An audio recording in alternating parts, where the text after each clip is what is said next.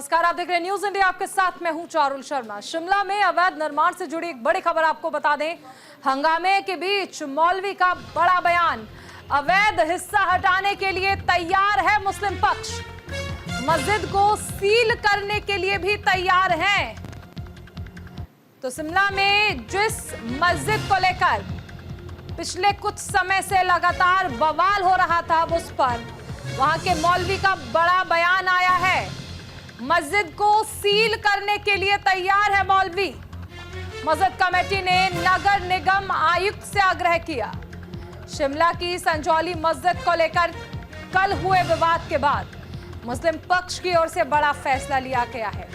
मुस्लिम मौलवी ने कहा कि आपसी प्रेम बनाए रखने के लिए हमने फैसला लिया है कि जो अवैध हिस्सा है उसे हटा दिया जाएगा। हिमाचल प्रदेश के शिमला के संजौली में स्थित अवैध मस्जिद को लेकर हंगामा देखने को मिला है। हिंदू संगठनों की ओर से मस्जिद के अवैध निर्माण को लेकर आंदोलन किया गया, जिसे देखते हुए मुस्लिम मौलवी की ओर से एक बयान आया है। उनका कहना है कि आपसी प्रेम बनाए रखने के लिए हमने फैसला लिया है, जो अवैध हिस्सा है उसे हटा दिया जाए।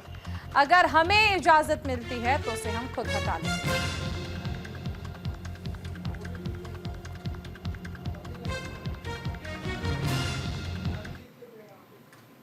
हरियाणा चुनाव के लिए कांग्रेस की आखिरी लिस्ट जारी हो गई है। कांग्रेस ने अब तक 89 उम्मीदवारों का ऐलान कर दिया है।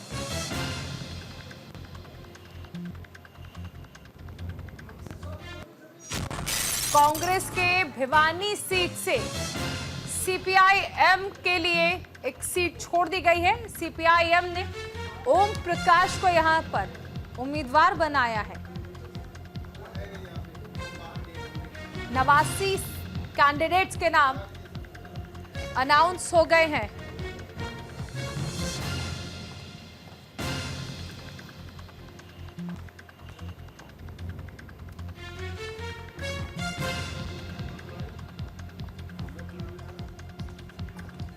तो हरियाणा चुनाव के लिए कांग्रेस की आखिरी लिस्ट है जो कि जारी हो चुकी है। अब तक 89 उम्मीदवारों का ऐलान किया जा चुका है। कांग्रेस ने भिवानी सीट को छोड़ दिया है। सीपीआईएम उम्मीदवार के लिए ये सीट छोड़ी गई है। हरियाणा विधानसभा चुनाव से जुड़ी एक बड़ी खबर आपको बता दें। कांग्रेस प्रत्याशी अकरम खान ने नॉमिनेशन किया है। यमुनानगर जगाधरी विधानसभा से पर्चा भरा है। विधानसभा से प्रचंड जीत का दावा किया है। हरियाणा में बनेगी कांग्रेस सरकार, अकरम खान का ये बड़ा दावा। विधानसभा से प्रचंड जीत का दावा अकरम खान की ओर से किया गया है।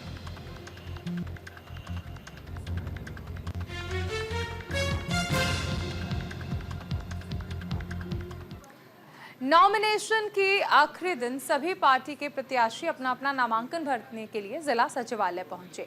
जगाधरी विधानसभा से कांग्रेस के प्रत्याशी अकरम खान भी अपना नामांकन फाइल करने के लिए पहुंचे। इस दौरान न्यूज इंडिया की संवाददाता वीना अरोड़ा ने कांग्रेस प्रत्याशी से खास बातचीत की। हमारे साथ मौजूद हैं कांग्रेस के जगाधरी से प्रत्याशी अकरम खान, उनसे बातचीत करते हैं। सर, आज आपको टिकट मिली है तो आप नामांकन भरने के लिए आएंगे, तो क्या कहना चाहेंगे? देखिए, आज नॉमिनेशन का लास्ट डे था और हमने अपने नॉमिनेशन फाइल करा है as Congress candidate 08 Jagadhri constituency से। और मुझे पूरी उम्मीद है अपने हल्के की जनता से, हमारे साथियों से, कि वो बढ़ चढ़ इसमें अपना चुनाव में जैसे सहयोग देते हैं। और मुझे पूरी उम्मीद है कि भारी मार्जिन के साथ इस बार जगाधरी हल्के से कांग्रेस जीतेगी। सर, जनता का प्यार तो आपको मिलता रहेगा, लेकिन इस बार कौन से मुद्दे होंगे जिसको लेकर जनता के बीच जाएंगे? देखिए, मुद्दे मैंने जैसे कहा कि हमारे हरियाणा चुनाव से जुड़ी एक बड़ी खबर। अशोक अरोड़ा के नामांकन में पहुंचे हैं भूपेंद्र हुड्डा। थानेसर से कांग्रेस प्रत्याशी हैं अशोक अरोड़ा। हरियाणा में कांग्रेस सरकार बनने का दावा किया है यहां पर हुड्डा ने। सरकार बनने में कुरुक्षेत्र की भागीदारी रहेगी।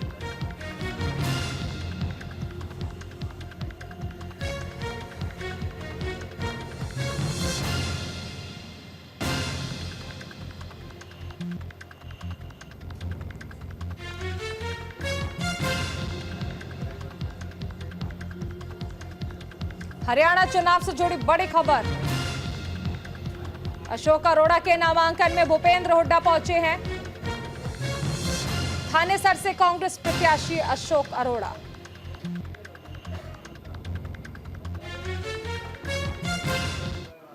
अशोक अरोड़ा जी का आरोप भी करेंगे और मैं कई जगह गया हूँ पूरे हरियाणा में कांग्रेस के पक्ष में लहर चल रही है।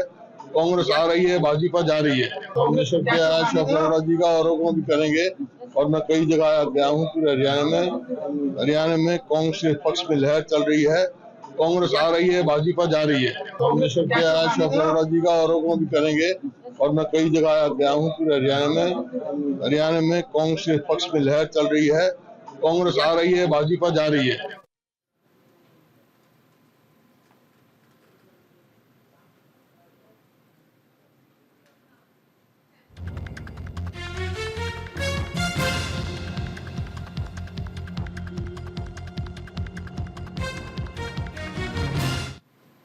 कांग्रेस प्रत्याशी रमन त्यागी ने यमुनानगर के जिला सचिवालय पहुंचकर अपना नामांकन किया।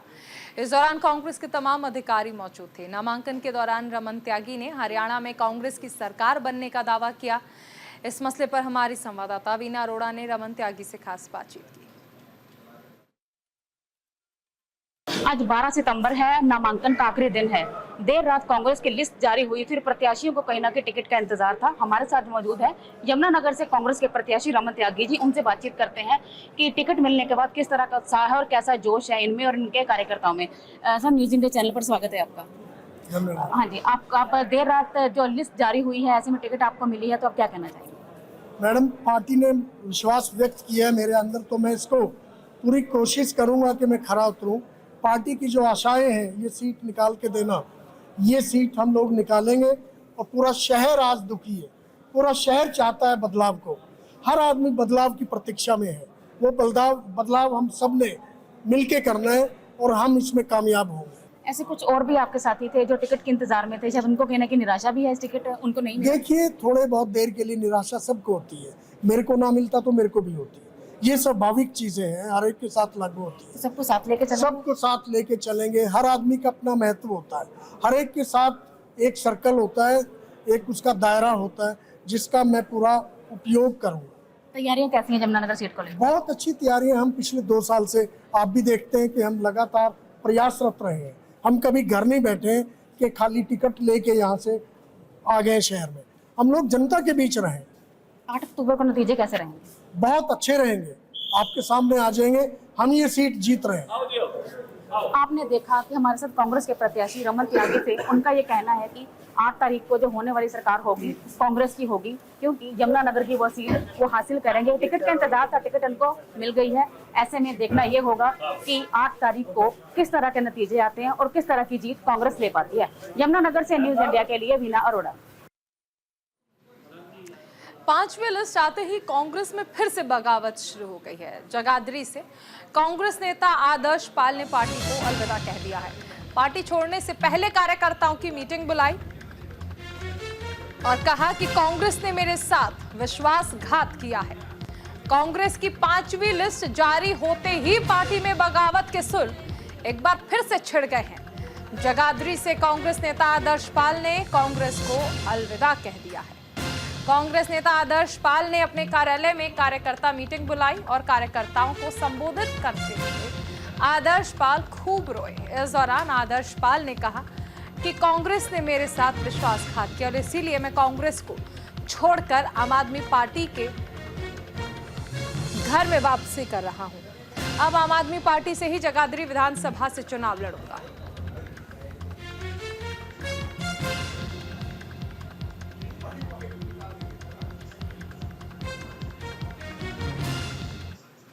कि मैं आज आम आदमी पार्टी की तरफ से नामांकन करने के लिए जाऊंगा और अभी आम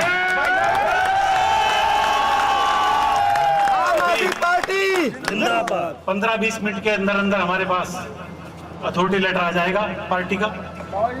मैं आप लोगों से अनुरोध करूंगा कि माहौल भी है अभी, इस माहौल को बनाकर डीसी ऑफिस तक हमें जाने की परमिशन है। बेड़ा मंदिर पर हम मत्था टेकते हुए और सीधे रेलवे बाजार से डीसी ऑफिस जाके मैं नामांकन कर दूंगा, आप लोग वहां से वापस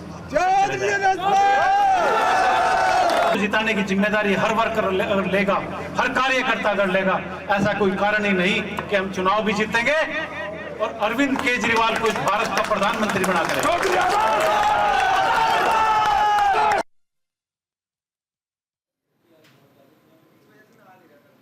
हरियाणा चुनाव के लिए आम आदमी पार्टी की 7वीं सूची जारी हो गई है। आम आदमी पार्टी की 7वीं लिस्ट में 3 उम्मीदवारों के नाम हैं। चकदारी से आदर्श पाल को उम्मीदवार बना है। नामांकन के लिए आज आखिरी दिन। हरियाणा विधानसभा चुनाव के लिए आम आदमी पार्टी ने 7वीं सूची जारी कर दी है। इस लिस्ट में उन्होंने 3 उम्मीदवारों को मैदान में उतारा है। सूची जारी होने के बाद आम आदमी पार्टी ने सभी प्रत्याशियों को बधाई और शुभकामनाएं दी। इससे पहले आम आदमी पार्टी ने 19 उम्मीदवारों की 6ठी सूची जारी की थी। आज नामांकन का आखिरी दिन है। आम आदमी पार्टी ने जगधारी से आदर्श पाल गुज्जर, नरनौन से रणबीर सिंह लोहान और नूह से रबिया किदवई को मैदान में उतारा है।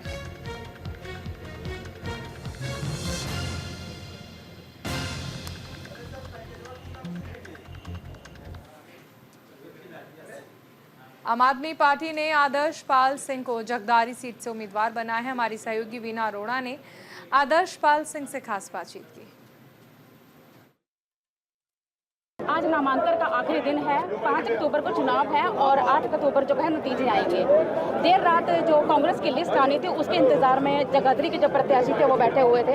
हमारे साथ आदर्श पाल जी मौजूद है जिनको इंतजार था कि उनको जगाधरी से टिकट मिलेगी, लेकिन टिकट ना मिलते हुए उनमें निराशा जरूर हुई। अभी हमारे साथ मौजूद हमारे साथ आदर्श पाल जी हैं जो जगाधरी से प्रत्याशी हैं। उनसे बातचीत करते कि उनका क्या कहना है। सर, न्यूज इंडिया चैनल पर स्वागत है आपका। धन्यवाद। सर, आपको देर रात तक इंतजार था लिस्ट का, आपने तैयारी भी की हुई थी, लेकिन टिकट में नाम नहीं आया, तो इसमें आपको क्या कहना चाहिए? जैसा आश्वासन मुझे कांग्रेस पार्टी ने बुला के दिया था, मान सम्मान किया था, उन लोगों ने मेरे मान सम्मान को ठेस पहुंचाई और रात मुझे टिकट से बेपटरी कर दिया। आज मैं इस भारी हुजूम जनता के प्यार के बीच में मैंने कांग्रेस पार्टी को अलविदा कहा। जैसे उन्होंने मुझे बेपटरी किया, मैं आज जगाधरी से कांग्रेस को बेपटरी करने का काम करूँगा। आप जनता के बीच भावुक भी हो गए थे। जाहिर है कि आप एक शिद्दत के साथ जब कोई काम करते हैं, मैं लगातार 20 साल से यहाँ निस्वार्थ लोगों की सेवा करता आया हूँ। मेरे जैसे आदमी के साथ अगर कोई पार्टी इस तरह का धोखा करेगी तो भावुक होना भी जाहिर है। ये एक मानव प्रकृति है, मैं भी एक मानव हूँ। अभी आपकी जो मुकाबला किससे मानते हैं, क्योंकि कंवरपाल गुर्जर भी खड़े हैं और अकरम खान भी आपके सामने, ऐसे में टक्कर कैसी रहेगी? फैसला अब लोगों को करना है। मेरा काम तो लोगों के बीच में जाना है, लोगों का समर्थन लेना है। मैं जो भी मेरे से बन पड़ेगा मैं लोगों के लिए करूँगा। और मैं आज सही बता रहा हूँ आपको, अब भी may किसी से अपनी टक्कर नहीं मानता। एक तरफा चुनाव जीत के जाएंगे। 8 अक्टूबर को नतीजे आएंगे, तो उसके लिए आप क्या कहना चाहेंगे? अप्रत्याशित होंगे। हरियाणा के अंदर जिस प्रकार कांग्रेस पार्टी ने टिकट वितरण किया, 20 टिकट आज ऐसी दे दी कि आती सरकार भी अब चली जाएगी कांग्रेस की। और कांग्रेस के अंदर भगदड़ मची हुई है, बीजेपी के अंदर भगदड़ मची हुई है। ऐसा हो सकता है कि यहाँ तिरसंग को सरकार आई। आपको लगता है कि कांग्रेस और भाजपा में जिस तरह से भगदड़ मची है, कहीं ना कहीं इसका फायदा जो आम आदमी पार्टी को जरूर बिल्कुल जाएगा, क्योंकि राष्ट्रीय दल है और हरियाणा में तीसरे नंबर का दल है। न्यूज इंडिया ने थानेसर से बीजेपी प्रत्याशी सुभाष सुधा से खास बातचीत की। आइए सुनाते हैं आपको उन्होंने क्या कुछ कहा। 14 तारीख को भारत के प्रधानमंत्री यहाँ पर पहुंच रहे हैं। कहीं ना कहीं वो इस गेम को बिल्कुल बदलने की बात करेंगे आप? देखिए, भारतीय जनता पार्टी हमेशा अंत्योदय काम करती है। हमारे प्रधानमंत्री नरेंद्र मोदी जी ने किस प्रकार से काम किया, उज्ज्वल योजना घर घर में गैस सिलेंडर पहुंचाने का काम किया। आपके मैं सामने कहूँगा, आयुष्मान योजना लेके आए, 5 लाख का मेडिकल फी देने का काम किया। आज तो बहुत बड़ा सौभाग्य किया, 70 वर्ष से ऊपर कोई भी है उसका भी आयुष्मान कार्ड बनेगा, वो फॉर्म भरेगा। ऐसी व्यवस्था बदलने का काम किया ये देश के प्रधानमंत्री का। मैं कहूँगा किस प्रकार से जब भी कांग्रेस की सरकार आई, सिलेंडर हमेशा ब्लैक में मिलता था। आज जब आदरणीय प्रधानमंत्री नरेंद्र मोदी जी है, उन्होंने देखा किस प्रकार से हमारे गाँव की गरीब बेटियां हैं, हमारी बहनें किस प्रकार चूल्हा चला रही हैं, उनकी आंखों में आंसू निकलते जब खाना बनाती थी। उनका नहीं, घर में गैस पहुंचाने का किया, उज्ज्वला योजना की। ऐसे कार्य की प्रधानमंत्री जी ने, वो आज हमारे बीच में, हमारा सौभाग्य है। जहाँ श्री कृष्ण भगवान ने आदमी को गीता का उपदेश दिया, उस तली पर आदरणीय प्रधानमंत्री नरेंद्र मोदी आ रहे हैं। लोगों में बड़ा उत्साह है। लोग उत्साह के कारण देखिए किस प्रकार से अभी तो ये आए हैं, शाम तक कितना मेला लगता है, आप देखते रहेंगे। देखिए, हमारे साथ थे थानेसर से भारतीय जनता पार्टी के प्रत्याशी सुभाष सुधा, जिन्होंने पूरी की पूरी अपने जो विकास कार्य है वो गिनवाया। और 14 तारीख को यहाँ पर भारत के प्रधानमंत्री नरेंद्र मोदी आ रहे हैं। कहीं ना कहीं भारतीय जनता पार्टी को जो वर्कर है, कार्यकर्ता है, उनके अंदर एक बड़ा उत्साह है। माखन शर्मा, न्यूज इंडिया, कुरुक्षेत्र। थानेसर से इंडियन नेशनल लोकदल और बहुजन समाज पार्टी के संयुक्त प्रत्याशी तनुजा ने अपना नामांकन पत्र भरा। इस दौरान उन्होंने कहा कि मेरे जो मुद्दे हैं चुनाव लड़ने के, वो थानेसर का विकास करना है, बेरोजगारी दूर करना और नशे को खत्म करना। न्यूज़ इंडिया ने प्रत्याशी तनुजा से खास बातचीत की। नामांकन पत्र विधानसभा का भरने का आज आखिरी दिन है। इंडियन नेशनल लोकदल से और बहुजन समाज पार्टी का जो गठबंधन है, उनके जो संयुक्त प्रत्याशी हैं तनुजा थानेसर से, आज उन्होंने अपना नामांकन पत्र भरा है। क्या क्या मुद्दे रहेंगे, किन मुद्दों पर वो यहाँ पर जनता के सामने जाएंगे, वो आज उनसे बात करते हैं। पिछले 4 साल से आप इंडियन नेशनल लोकदल की तरफ से यहाँ पर पूरी मेहनत कर रहे थे, तो हाथी का निशान मिला। कहीं ना कहीं कोई कंफ्यूजन नहीं होगी? नहीं होगी, क्योंकि तनुजा के अंदर लोगों से मिलने की क्षमता बहुत ज्यादा है, बहुत ज्यादा। क्या मुद्दे रहेंगे जिन मुद्दों को लेकर आप यहाँ पर थानेसर में एक प्रत्याशी के रूप में उतरे हैं? मुद्दे देखिए, थानेसर की गली गली गई हूँ, घर घर गई हूँ, और मुद्दे बड़ा दुख के साथ ये बात बतानी पड़ती है कि जो मुद्दे आज से 4 साल पहले थे, आज भी मुद्दे वही है। थानेसर में विकास को लेके हम प्रचार कर रहे थे कि थानेसर में विकास नहीं हुआ, थानेसर में विकास के नाम पर झूठ बोला गया है, और आज 4 सालों बाद भी हम वहीं के वहीं खड़े हैं। आज भी थानेसर में विकास नहीं हुआ, तो सबसे पहला जो मुद्दा रहेगा, थानेसर में विकास झूठ में ना किया जाए, उसको जमीनी स्तर पर किया भी जाए। ये थे हमारे साथ से तनुजा, जो कि इंडियन नेशनल लोकदल और बहुजन समाज पार्टी के संयुक्त प्रत्याशी थे। हालांकि जो थानेसर की जो सीट है वो बहुजन समाज पार्टी के हिस्से में आई है, और जो यहाँ का संयुक्त प्रत्याशी का जो चुनाव चिन्ह रहेगा वो हाथी का रहेगा। माखन शर्मा, न्यूज इंडिया, कुरुक्षेत्र। हरियाणा में 5 अक्टूबर को विधानसभा चुनाव होने हैं और आज नामांकन का आखिरी दिन है। इस बीच केंद्रीय मंत्री मनोहर लाल ने चुनाव को लेकर प्रतिक्रिया दी। उन्होंने कहा कि हरियाणा में 27 और नामांकन भरने के बाद पूरे 90 नामांकन हो जाएंगे। मैं हरियाणा में ये कह सकता हूं कि यहां पर तीसरी बार बीजेपी की सरकार बनेगी। जैसा आपने को पता है कि आज नामांकन का आखिरी दिन है, और इस लोकसभा क्षेत्र के हमारे 5 नामांकन पहले भरे जा चुके थे, अब 4 और आज भरे जा रहे हैं, जिसमें अभी मैं प्रातःकाल पहले नीलूखेड़ी गया था, अब यहाँ आसंद आया हूँ, और साथ ही साथ हमारे स्मालका और पानीपत ग्रामीण, वो दोनों भी भरे जा रहे हैं। तो सभी 9 के 9 यहाँ हो रहे हैं, और हरियाणा भर में भी आज 27 नॉमिनेशन और भरने के बाद पूरे 90 के 90 नॉमिनेशन हो जाएंगे। हरियाणा चुनाव को लेकर सियासी पारा चढ़ता जा रहा है। आज नामांकन का आखिरी दिन। चुनाव को लेकर पार्टियों के नेताओं और कार्यकर्ताओं का जोश हाई है। बीजेपी ने मूलचंद शर्मा को वल्लभगढ़ विधानसभा सीट से प्रत्याशी बनाया है। हमारे सहयोगी पीयूष शुक्ला ने मूलचंद शर्मा से खास बातचीत की। नमस्कार। हरियाणा में इस वक्त विधानसभा चुनाव चल रहे हैं, और हमारे साथ बात करने के लिए हरियाणा सरकार के कैबिनेट मंत्री और लगातार 10 साल से वल्लभगढ़ सीट से विधायक रह चुके हैं। सर, तीसरी बार के लिए दावेदारी है आपकी, और तीसरी बार के लिए दावेदारी है भारतीय जनता पार्टी की सरकार की। सबसे बड़ी चुनौती क्या है आपके सामने इस वक्त? आप किस तरह से इस पूरी चुनौती को देखते हैं? सबसे पहले मैं आपके चैनल के माध्यम से मैं बल्लड़ की देवतुल्य जनता का और अपने राष्ट्रीय संगठन का, प्रदेश के संगठन का, जो तीसरी बार बल्लड़ के लोगों पर भरोसा और विश्वास किया और मुझे प्रत्याशी बनाने का मैदान किया। और बल्लड़ के जो पृष्ठभूमि है, यहाँ सारे भारत के लोग रहते हैं, जम्मू कश्मीर से कन्याकुमारी, अटक तक और बल्लड़ के लोगों को भरोसा विश्वास है कि भारतीय जनता पार्टी के नेतृत्व में, कि बल्लड़ में नहीं पूरे हरियाणा में, पूरे जिले में विकास हुआ, ऐतिहासिक काम हुआ। जब मैं बात कर रहा था लोगों से, लोगों ने कहा कि भू माफिया की बहुत बड़ी समस्या थी और 10 साल में भू माफिया गायब हो गए। हाँ, 10 साल में क्या है कि बल्लड़ में कोई जमीन भूमाफिया ने ऐसा नहीं इस पर कब्जा ना दिखाया हो, हर एक पे कब्जा। और बल्लड़ के सिटी पार्क को 2013 में कांग्रेस की सरकार में, और यहाँ के विधायक रहे, यहाँ के मौजूदा 13 में जो विधायक थे उन्हें रजिस्ट्री करा दी और तय कर दिया कि अपनी उसकी ज़मीन सिटी पार्क में, ये दुकान आपकी, ये दुकान आपकी है। और जब मैं 14 में एमएलए, मैंने कहा, एक भी कहा, अगर किसी की सरकारी ज़मीन या प्राइवेट ज़मीन की तरफ आँख उठा के देखा तो मैं आपके खिलाफ कार्रवाई करूँगा। और आपने जिन लोगों ने झूठे एफिडेविट दे के ज़मीनों को हड़पने का काम करा, उनने कब्जा लिया, हमने रात ही रात में उसको तुड़वा कर वापस लिया। और मैं न्यायपालिका का धन्यवाद करूँगा कि न्यायपालिका के फैसले होने के बाद जितनी सरकारी ज़मीनों पे जिन्हें वन साइड लड़ते, अधिकारियों से मिलकर लड़ते थे, पूर्व में ऐसे ही था भाई, लड़ते रहो ज़मीनों कब्जा, एक एक इन ज़मीन को खाली कर, ना कब्जा करूँगा ना किसी को मैं करने दूंगा।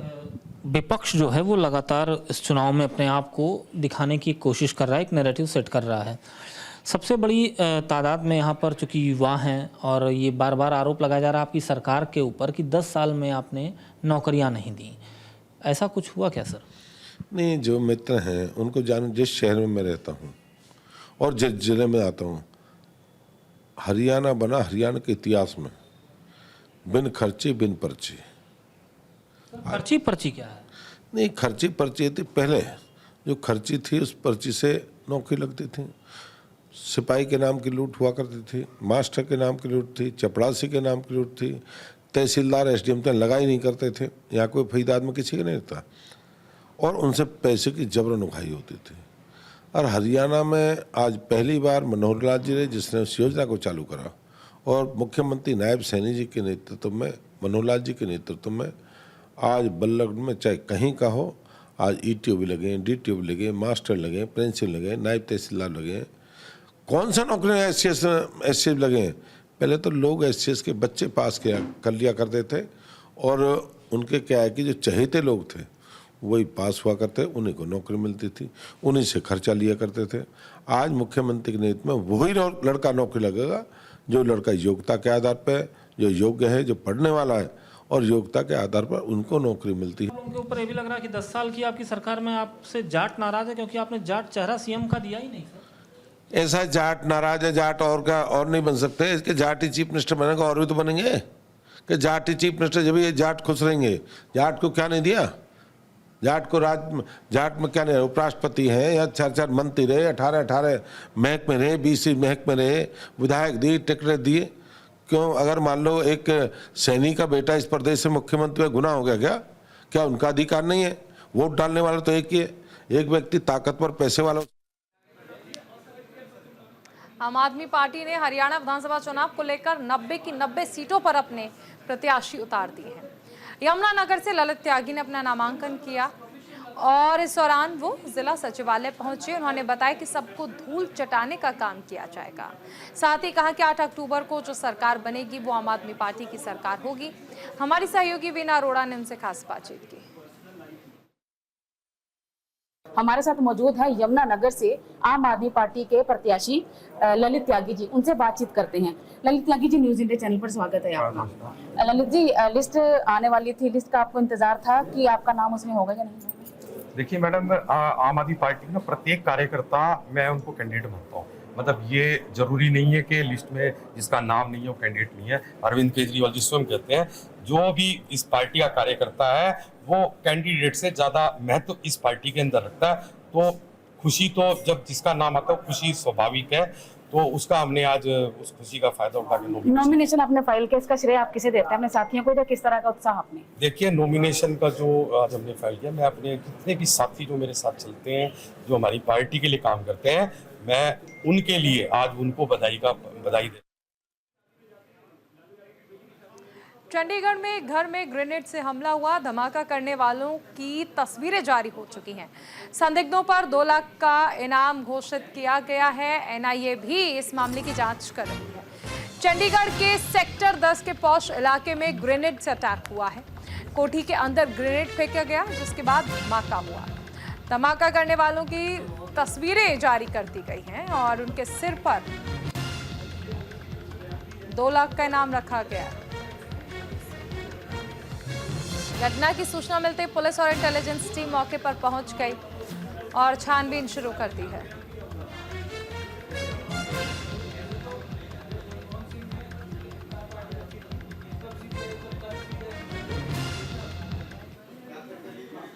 केंद्रीय रेल राज्य मंत्री रवनीत बिट्टू ने कपूरथला में स्थित रेल कोच फैक्ट्री का दौरा किया। इस दौरान उन्होंने कहा कि कपूरथला रेल कोच फैक्ट्री विश्व स्तरीय यात्री डिब्बे के उत्पादन में एक मानक स्थापित हो रही है और अपनी यात्रा जारी रखते हुए रेलवे के आधुनिकीकरण में महत्वपूर्ण योगदान दे रही है। नए इनोवेशन में अमृत भारत ट्रेन कोच शामिल है, जो किफायती लागत पर आराम, सुरक्षा और आधुनिक सुविधाएं प्रदान करने में आम आदमी पार्टी के सपने को साकार करती है।